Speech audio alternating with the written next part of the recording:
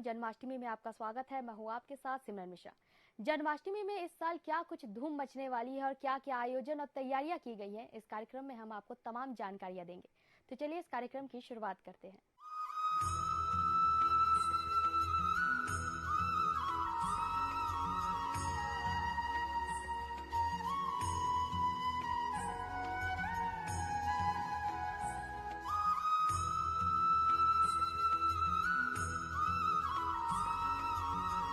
जन्माष्टमी के इस पावन अवसर पर हम सबसे पहले पहुंचे सदर बाजार के गोपाल मंदिर में, जहां हमारी मुलाकात हुई पंडित राजेश मिश्रा जी से, जिन्होंने हमें जन्माष्टमी के आयोजन और तैयारियों के बारे में विस्तृत जानकारी दी। साथ ही कुछ अन्य जानकारियां भी हमारे साथ साझा की। जन्माष्टमी के कार्यक्रम में हम सबसे पहले आए सदर बाजार के गोपाल मंदिर में, जहां हमारी मुलाकात हुई मंदिर के पंडित राजेश मिश्रा जी से, जिन्होंने हमें जन्माष्टमी के बारे में कई सारी जानकारियां दी और साथ ही मंदिर से जुड़ी कई सारी बातें भी बताई। जन्माष्टमी के इस कार्यक्रम में हम सबसे पहले आए हैं सदर बाजार के गोपाल मंदिर में, जहां हमारे साथ है पंडित राजेश मिश्रा।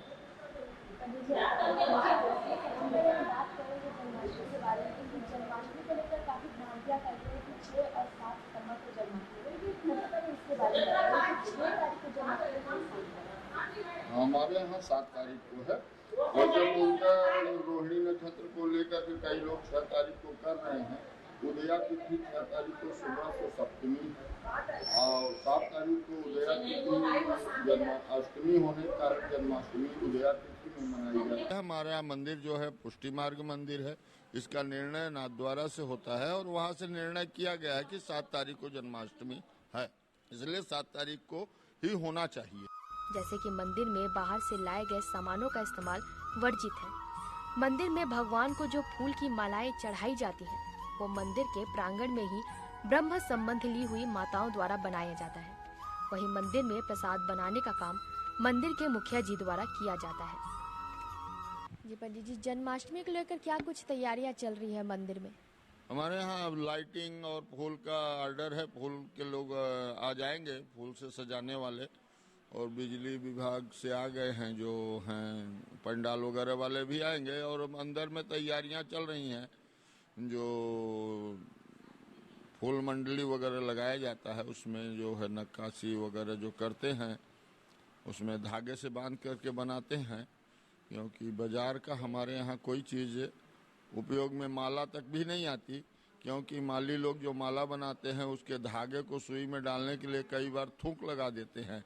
इसलिए हमारे यहाँ पुष्टि मार्ग से ब्रह्म संबंध ली हुई माताएं ही माला बनाती हैं, वही ठाकुर जी को आता है। और प्रसाद हमारे यहाँ के मंदिर के मुखिया जी जो ठाकुर जी की सेवा करते हैं, वो बना करके भोग लगाते हैं। बाजार की कोई वस्तु फल के अलावा मीठा या कोई और चीज बनी हुई वस्तु का भोग नहीं आता। इसके बाद जन्माष्टमी के दिन आयोजित होने वाले कार्यक्रमों के बारे में पूछा, जिसके बारे में उन्होंने बताया कि जन्माष्टमी के दिन सुबह सबसे पहले पंचामृत स्नान होगा, उसके बाद तिलक और ध्वजारोहण का कार्यक्रम होगा और रात को भागवत का पाठ होने के बाद श्री कृष्ण जन्म होगा और श्री कृष्ण के जन्म के बाद फिर से पंचामृत स्नान होगा। उसके बाद महाआरती होती है। साथ ही उन्होंने नंद उत्सव के बारे में भी बताया। जी, जन्माष्टमी के दिन क्या क्या कार्यक्रम को आयोजित किया गया है? सुबह पंचामृत स्नान होगा, फिर तिलक होगा, ध्वजारोहण होगा, उसके बाद में फिर सायंकाल में जो है भोग वगैरह लगेंगे, मक्खन आदि का और जो सामग्री पंजीरी वगैरह का, और फिर वितरण होगा। और दूसरे दिन हमारे यहाँ मतलब रात को 11:30 बजे से भागवत में जो कृष्ण जन्म से पूर्व ब्रह्मा जी और शिव जी और इंद्रादि देव आते हैं स्तुति करने के लिए कि अब आप प्रकट होइए, उसकी स्तुति होगी। उसके पश्चात जन्म होगा, फिर पंचामृत स्नान होगा और लगभग 12:30 बजे महाआरती होती है और उसके बाद में पुनः भोग आता है। आरती के बाद रात्रि दीर्घ भोग जो दूसरे दिन नंदोत्सव में लोगों में बांट दिया जाता है। नंदोत्सव जो 8 तारीख को होगा, उसमें हमारे यहाँ जो शिव जी बन के आते हैं, वैसे वो तो भागवत में ही वर्णन है कि भगवान का दर्शन करने के लिए शिव जी आते हैं और माता यशोदा से बोलते हैं कि शिव जी का दर्शन कराइए, और नंदोत्सव चलते रहता है, उसके मध्य में आते हैं और भगवान का दर्शन करते हैं और श्रृंगी नाद बजाते हैं, नृत्य करते हैं, और बहुत भव्य आयोजन रहता है नंदोत्सव का भी 11 से 12 बजे तक। उसे जी पंडित जी, आपका बहुत धन्यवाद हमें तमाम जानकारियाँ देने के लिए। तो हम आपको बता रहे थे कि गोपाल मंदिर में क्या आयोजन किया जा रहा है और किस प्रकार से यहाँ पर माताएं खुद यहाँ फूल बनाती है। सामान कभी भी यहाँ पर बाहर से नहीं लाया जाता। TV24 की तरफ से मैं हूँ आपके साथ सिमरन मिश्रा। जन्माष्टमी के अगले पड़ाव में हम पहुंचे थे श्री राधा कृष्ण मंदिर, जहां हमने बात की राजू महाराज से, जिन्होंने हमें जन्माष्टमी के आयोजन, तैयारी और उसके से जुड़ी कई बातें बताई, साथ ही कई जानकारियां भी दी। जन्माष्टमी के अगले पड़ाव में हम पहुंचे श्री राधा कृष्ण मंदिर। जब हम वहां पहुंचे तो हमने देखा कि मंदिर के पुजारी राजू महाराज जी गाय की सेवा कर रहे थे। तब हमने उनसे जन्माष्टमी के दिन मंदिर में होने वाले आयोजन और कार्यक्रमों के बारे में जानना चाहा, जिसके जवाब में उन्होंने हमें जन्माष्टमी को लेकर होने वाली तैयारियों के बारे में जानकारी दी, साथ ही वहां होने वाले कार्यक्रमों के बारे में भी बताया। जन्माष्टमी के अगले पड़ाव में हम आए हैं श्री राधा कृष्ण मंदिर, जहां हमारे साथ है राजू महाराज जी। महाराज जी, आपका बहुत बहुत स्वागत है। हम सबसे पहले बात करेंगे जन्माष्टमी में यहाँ पर क्या आयोजन किया गया है, क्या क्या कार्यक्रम आयोजित किए जा रहे हैं, उनके बारे में जानकारी दीजिए। जी, यहाँ पे सर्वप्रथम जन्माष्टमी के दिन सुबह 8:30 बजे ठाकुर जी का 501 लीटर दूध से अभिषेक होगा। अभिषेक पश्चात आरती होगी। आरती के बाद वह सारा दूध का प्रसाद आए हुए सभी भक्तों को वितरित किया जाएगा। उसके बाद फलों का झूला, जो कि यहाँ की नियमित जो महिलाएं आती हैं उनके द्वारा फलों का झूला श्रृंगार किया जाएगा, जिसमें शाम को गोपाल जी को विराजमान किया जाएगा, लड्डू गोपाल जी को। शाम को 5 बजे कलकत्ता के कलाकारों द्वारा पूरे मंदिर परिसर को सजाया जाएगा, फूलों से और तरह तरह के रंग बिरंगे गुब्बारों से और कागजों से, जैसे भी वो सजाते हैं, बड़े सुंदर तरीके से सजाया जाएगा। शाम 5:30 बजे से ठाकुर जी का अलौकिक श्रृंगार का दर्शन होगा। जो जन्माष्टमी विशेष होता है, 12 महीना ऐसा श्रृंगार नहीं होता है। वो श्रृंगार करने में हमें कम से कम 5 घंटे लगते हैं उस दिन। तो उस दिन शाम 5:30 बजे से श्रृंगार का दर्शन होगा। ठीक 7 बजे से कीर्तन भजन चालू होगा। झापा से और बिलासपुर से भजन प्रवाहक भी आ रहे हैं, रायपुर के भजन प्रवाहक भी रहेंगे। रात ठीक 12 बजे भगवान कृष्णचंद्र का जन्मोत्सव मनाया जाएगा। पुनः सबको पंजरी और पंचामृत का प्रसाद बांटा जाएगा। और दूसरे दिन सुबह 8 बजे प्रभात फेरी निकाली जाएगी, जो नगर भ्रमण करते हुए वापस मंदिर परिसर पहुंचेगी। पश्चात सभी भक्तों को श्रीफल, बधाई स्वरूप कुछ रुपया और फल सभी भक्तों को भेंट किया जाएगा। इसके बाद महाराज जी से ये भी पूछा कि इस बार जन्माष्टमी 6 और 7 2 दिनों का है, किस दिन जन्माष्टमी मनाने का योग ज्यादा प्रबल है। तो उन्होंने बताया कि जन्माष्टमी 7 तारीख को मनाया जा रहा है, और साथ ही उन्होंने इस विषय पर और भी जानकारी हमें दी। तो जन्माष्टमी को लेकर अभी क्या क्या तैयारियां चल रही हैं, क्योंकि अब जन्माष्टमी सिर्फ कल है, तो फिर अभी क्या क्या तैयारी चल रही है? जन्माष्टमी की तैयारियां तो देखो, हमारे लाइट वाले हैं, फूल वाले हैं, ये अभी से ही हफ्ते भर पहले से ही पूरे परिसर को, पूरे गली को, क्योंकि ये हमारा मंदिर से लेके इस छोर से लेके उस छोर दोनों तरफ विद्युत सजावट होती है। पूरा मंदिर परिसर सजाया जाता है। भगवान के वस्त्र हैं, और वस्त्र भी उस दिन हैवी पोशाक बनाई जाती है ठाकुर जी की। अब वैसे तो भाई देखिए, भक्तों के भाव के ऊपर है। वो अगर 1 चम्मच माखन मिश्री भी भोग लगाए तो भी भगवान मान जाते हैं। यदि कोई बड़े से थाल में लेके आए तो भी भगवान मान जाते हैं। बस फर्क है आपके भाव का। तो कुछ भक्त बड़ी हैवी पोशाक भी बनाते हैं और कुछ छोटी पोशाक भी, हल्की पोशाक भी बनाते हैं। हल्की मतलब कपड़ा ज़्यादा महंगा नहीं रहता है, लेकिन जन्माष्टमी के दिन विशेषकर हैवी पोशाक रहती है। मैं सभी नगरवासियों से निवेदन करूंगा कि एक बार दर्शन करने जरूर आए ठाकुर जी के अलौकिक रूप का। जी गुरुजी। पंडित जी, एक और भ्रांति फैली है कि 6 और 7 ये दोनों दिन जन्माष्टमी मनाया जा रहा है। कई मंदिरों में 6 तारीख को, कई 7 तारीख को। तो 6 और 7 दोनों में से कौन सा शुभ तारीख है और किस दिन जन्माष्टमी यहाँ मनाया जा रहा है? भाई यहाँ हम वृंदावन को फॉलो करते हैं और मैं स्वयं वृंदावन के तटीय स्थान से दीक्षित हूँ, तो वहाँ की परंपरा को ही फॉलो करूँगा। और वहाँ की परंपरा क्या है, हमारे सनातन संस्कृति में, हिंदू धर्म में सूर्योदय के बाद जो तिथि होती है उसे हम सारा दिन मानते हैं। और रही बात 6 और 7 की, तो 6 तारीख को 6 को स्मार्त लिखा होगा, कैलेंडरों में देखे होंगे और पंचांगों में 6 को स्मार्त है और 7 को वैष्णव है। तो जो वैष्णव संप्रदाय से जो बिलोंग करते हैं वो 7 को जन्माष्टमी मनाएंगे, जो स्मार्त साधु संत हैं वो 6 तारीख को जन्माष्टमी मनाएंगे। और इस पर भी मेरे मन में बहुत दिन से ये प्रश्न है, मैं स्वयं शंकराचार्य पीठ से यह निवेदन करूंगा कि यह एक तिथि से घोषणा करें जो पूरे भारतवर्ष में सारे त्योहार एक दिन मनाया जाए। ये हमारे धर्म में जो भ्रांतियां फैलती है, हर त्योहार को हम देख रहे हैं 2 दिन मनाया जाता है। तो मैं स्वयं कुछ अपने ब्राह्मणों के साथ शंकराचार्य जी के स्थान पर जाऊंगा, इस विषय पर चर्चा करूंगा कि एक त्योहार जहां से घोषणा हो वहां से उस दिन हम पूरे भारतवासी उस त्योहार को उसी दिन मनाएं। जी पंडित जी, आपका बहुत बहुत धन्यवाद हमें तमाम जानकारी देने के लिए। तो ये थे राजू महाराज श्री राधा कृष्ण मंदिर से, जिन्होंने हमें जन्माष्टमी से जुड़ी हुई कई बातें बताई। उसके बाद हम पहुंचे समता कॉलोनी के श्री खाटू श्याम मंदिर। जब हम वहां गए तो उस समय वहां आरती हो रही थी, तो हम भी इस मौके का फायदा उठाते हुए आरती में शामिल हो गए। आरती के बाद जब हम जन्माष्टमी के आयोजन और तैयारियों के बारे में जानकारी लेने के लिए मंदिर के पुजारी से मिलने जा रहे थे, तब वहां हमारी मुलाकात मंदिर के सचिव विनय बजाज जी से हुई। उन्होंने हमें जन्माष्टमी के दिन होने वाले आयोजनों और तैयारियों के बारे में जानकारी दी। जन्माष्टमी के अगले पड़ाव में हम आए हैं श्री खाटू श्याम मंदिर के सचिव विनय बजाज जी से मिलने। विनय जी, जन्माष्टमी को लेकर क्या कुछ आयोजन किया जा रहा है, क्या क्या तैयारियां चल रही हैं? देखिए, जन्माष्टमी का त्यौहार खाटू श्याम मंदिर में बरसों से मनाया जा रहा है और इसकी विशेष व्यवस्था हम लोग करते हैं। साज सज्जा की, बाबा के झूले की, जिसका श्रृंगार अभी 2 दिन से स्टार्ट हो गया है और अगले 2-3 दिन में कंप्लीट हो जाएगा। बाकी फूल जो है वो कलकत्ता से जो कारीगर आते हैं उनसे वो झूला बनाते हैं और 56 भोग का आयोजन रहता है।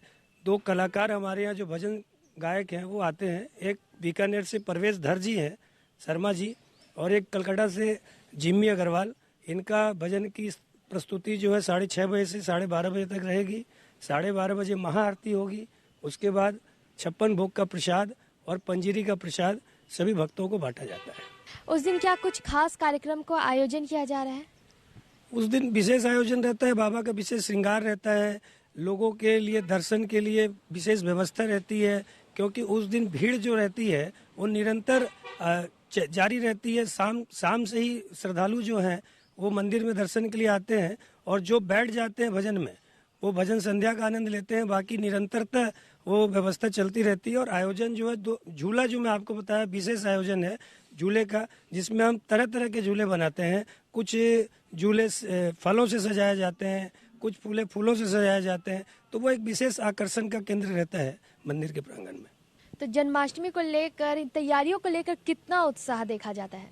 निश्चित रूप से कोरोना काल भी हमने देखा है। उसके बाद से जब हम लोग उस कोरोना काल से बाहर निकले हैं तो धर्म के प्रति लोगों में आस्था और निष्ठा बढ़ी है और सभी लोग बढ़ चढ़ करके इसमें हिस्सा लेते हैं। और हमारे मंदिर में भी उत्साह जो है उसी प्रकार से है कि सभी जगह जिस तरीके से जन्माष्टमी का त्यौहार मनाया जाता है वैसे ही मंदिर में भी बड़े हर्षोल्लास के साथ मनाते हैं हम लोग। जन्माष्टमी में हमारा आखिरी पड़ाव था टाटी बंद का इस्कॉन मंदिर। यह मंदिर पूरे छत्तीसगढ़ का इकलौता इस्कॉन मंदिर है। यहाँ मंदिर के पीछे एक बहुत ही भव्य इस्कॉन मंदिर का निर्माण किया जा रहा है और इस बार जन्माष्टमी में आयोजित होने वाले सारे कार्यक्रम इसी नए मंदिर में आयोजित किए जाएंगे। ये तो छत्तीसगढ़ का इकलौता इस्कॉन मंदिर है, जैसा कि सभी जानते हैं। तो यहाँ पर हम जन्माष्टमी का त्यौहार हर साल की तरह 3 दिवस में मनाते हैं। इस साल भी 6, 7, 8 सितंबर को ये मनाया जा रहा है। 6 तारीख को यहाँ पर बाल महोत्सव का कार्यक्रम है। बाल महोत्सव में बच्चों के लिए कई सारे अलग अलग स्कूलों से यहाँ पे बच्चे आते हैं। Fancy dress competition, dance competition, इस तरह से उनके लिए कार्यक्रम होते हैं। उसके बाद यहाँ पर शाम को 6 बजे एक भजन संध्या का कार्यक्रम है। भजन संध्या के कार्यक्रम में राजनांदगांव से विशेष कलाकारों को बुलाया गया और साथ ही साथ कथक नृत्य के लिए भी एक विशेष प्रस्तुति उस दिन रखी गई है।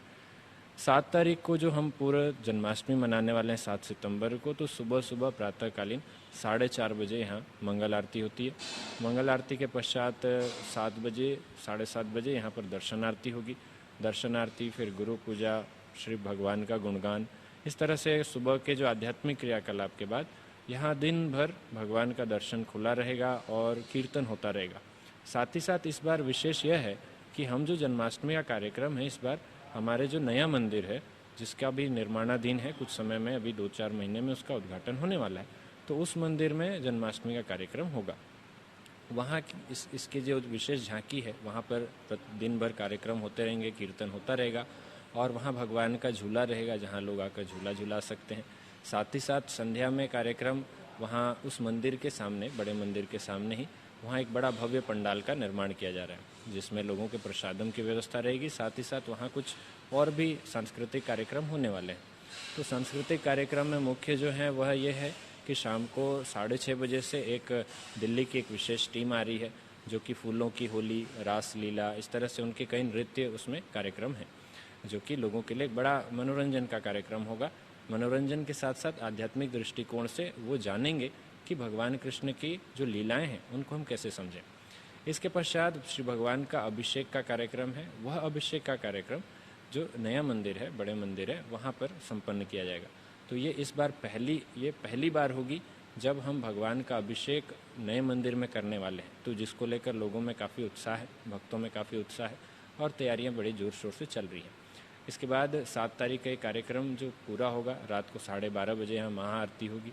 भगवान को 56 भोग वैसे तो अर्पित करते हैं, लेकिन हम उस दिन और भी कई विशेष भोग का भगवान को अर्पित किया जाएगा। और उसके साथ साथ फिर ये जो कार्यक्रम है 7 तारीख का वो संपन्न होगा। अगले दिन 8 तारीख को जो श्रील प्रभुपाद जी हैं, श्रील प्रभुपाद जी का व्यास पूजा मनाया जाता है। तो श्रील प्रभुपाद जी जन्माष्टमी के अगले दिन ही इनका अवतरण दिवस है। तो श्रील प्रभुपाद जी का व्यास पूजा भक्तों के लिए जन्माष्टमी से भी बड़ा त्यौहार है। उस दिन श्रील प्रभुपाद जी का गुणगान सुबह होता है। वैसे ही सुबह हम मंगल आरती 4:30 बजे करते हैं, फिर 7:30 बजे दर्शन आरती श्रील प्रभुपाद जी का, उसके बाद गुणगान करते हैं। सभी भक्त जो भी यहाँ पर एकत्रित होते हैं, ये सभी बड़े श्रद्धा भाव से प्रभुपाद जी की जो भी उनके मन में उनके लिए जो भी आदर है या उनके लिए जो प्रभुपाद जी ने जो भी उन्हें अपने जीवन में पाया है प्रभुपाद जी से, वो सब चीज़ का वो गुणगान करते हैं। फिर दोपहर में 12:30 बजे भगवान की आरती होती है। भगवान को जो भोग लगते हैं वो श्रील प्रभुपाद जी को भी फिर वो सारे भोग अर्पित किए जाते हैं और इस तरह से ये व्यास पूजा का कार्यक्रम सबके महाप्रसाद के साथ में ये संपन्न होता है। तो सबके महाप्रसाद की व्यवस्था दोपहर 1 बजे की जाती है। इस बीच में जो भी समय रहता है, इस जगह जगह पे बीच बीच में भगवान का कीर्तन वो चलता रहता है। तो ये 3 दिवस का हमारा कार्यक्रम है जन्माष्टमी का। हम मंदिर प्रांगण में प्रभु जी का इंतजार कर रहे थे ताकि हम उनसे जन्माष्टमी में आयोजित होने वाले तमाम कार्यक्रमों और तैयारियों के बारे में जानकारी ले सके। तभी वहाँ मिथिलापति जी का आगमन हुआ, जिन्होंने हमें जन्माष्टमी के दिन होने वाले कार्यक्रमों और तैयारियों के बारे में विस्तार से जानकारी दी। मिथिला जी पति जी, मैं ये जानना चाहती हूँ कि जन्माष्टमी के दिन ये इकलौता छत्तीसगढ़ का इस्कॉन मंदिर है, तो जन्माष्टमी के दिन यहाँ पर भक्तों की बहुत ज़्यादा भीड़ लगती होगी। कितने बजे तक ये प्रोग्राम चलते हैं और आयोजन रहता है और भीड़ लगी रहती है? देखिए, जन्माष्टमी के दिन लोगों को रोक पाना बड़ा कठिन है और हमने प्राय देखा है कि रात को 1:30-2 बजे तक भक्त लोग आते रहते हैं। तो हमारा जो दर्शन है वो रात को 1:30 बजे तक खुला रहता है, 1-1:30 बजे तक खुला रहता है। तो तब तक लोग आ सकते हैं और हम इसमें भक्तों को कोई रोकने का कोई ऐसा नहीं रहता कि दोपहर में भी भगवान का बंद हो रहा हो, ऐसा कुछ नहीं है। तो पूरे समय पे लोग दर्शन कर सकते हैं भगवान का। सुबह 4:30 बजे से लेके रात को 1 बजे तक ये दर्शन खुला रहेगा। तो ये व्यवस्था ऐसी।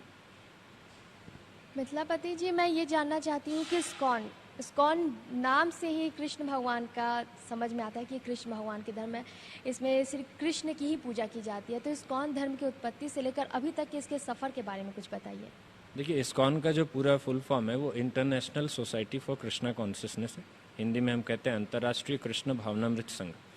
तो यहाँ हम कृष्ण को परम भगवान के रूप में स्वीकार करते हैं।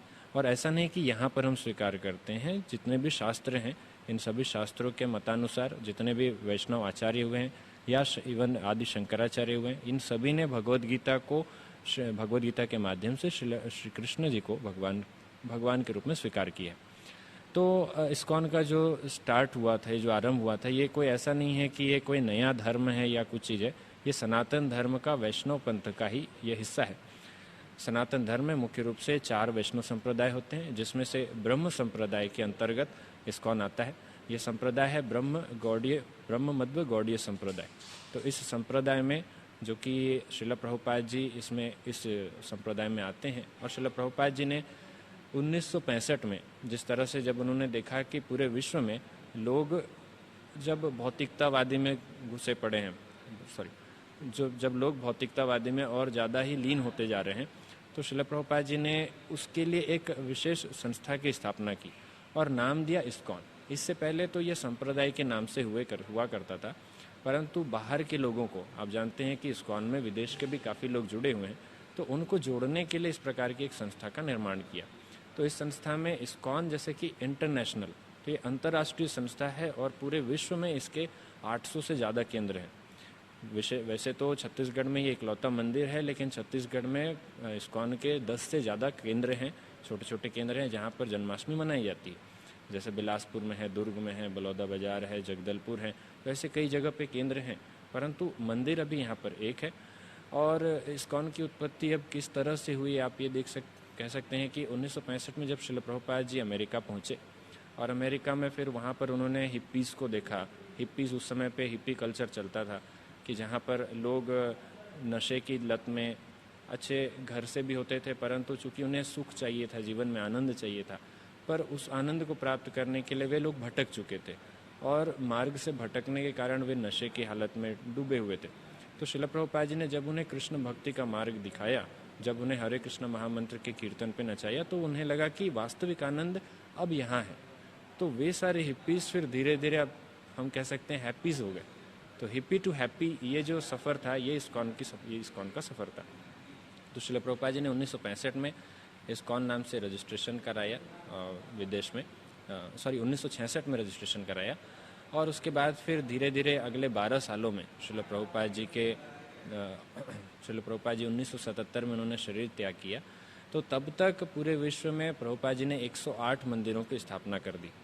और ये ऐसा है कि पूरे विश्व में स्थापना होने के कारण ही अब हम इसे अंतर्राष्ट्रीय कह रहे हैं। ऐसा नहीं है कि ये किसी एक भारत देश में है, क्योंकि भारत में सनातन संस्कृति है। सनातन संस्कृति पूरे विश्व की है, और पहले पूरा विश्व ही भारतवर्ष, जो हम कहते हैं, भारत की जो बात करते हैं, तो ये पूरा विश्व ही भारतवर्ष हुआ करता था। उस भारतवर्ष में हम जिस भारत की बात करते हैं, आज अखंड भारत जो हम परिकल्पना करते हैं, वो भारत खंड कहलाता था। तो इसीलिए जम्बू द्वीपे भारतवर्षे भारत खंडे, इस तरह से स्वस्ति वाचन भी होता है।